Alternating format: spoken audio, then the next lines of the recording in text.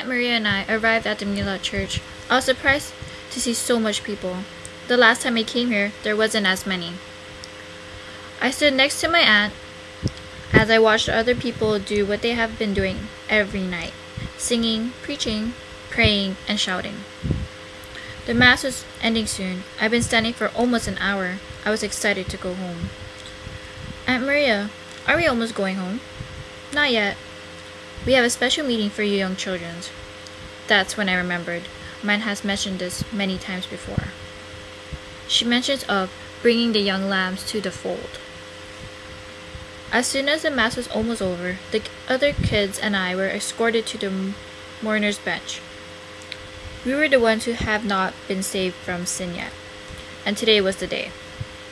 Before it began, my aunt had a word with me. Teresa, today is the day you will be brought to Jesus. You will know because you will see a light and something would happen to you inside. That's when you know Jesus has come into your life. God will be with you from then on. By the time, you'll be able to see and hear Jesus in your soul. I nodded and continued to wait. As I waited, I thought about what others have told me about being brought to Jesus. I didn't know a thing about it, so I believed what they all said. The meeting was beginning, and the preacher started to preach. He sang a song about the 99 safe in the fold, but one little lamb was left out in the cold. Then he said, Teresa, why don't you come? Why don't you come and be saved? O Lamb of God, why don't you come? I was still seated and looked at the others. I saw a little girl cry and went to Jesus. Other girls followed, while some of us were still seated at the bench.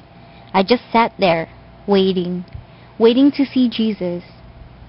After a while, all of the kids had gone to the altar and had been saved. I still sat at the bench with a boy named Juan. I looked at the others praying around us, and then I heard Juan whisper to me, "Damn, I'm tired of sitting here. Let's get up and be saved." And so he did. There I sat, all alone. All the children had been sent to Jesus. My Aunt Maria came next to me and knelt on her knees and prayed for me to be saved. All the other church people prayed along with my aunt. I just waited serenely for Jesus, but I could not see him. He didn't come. Nothing happened as I waited.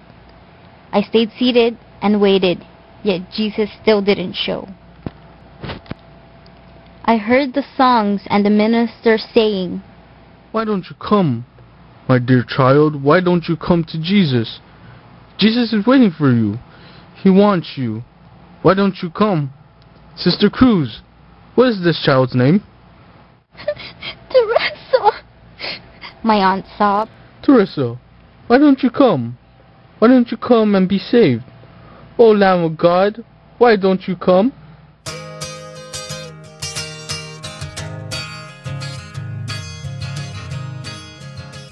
It was getting really late that I started to really feel ashamed of myself for holding things for so long.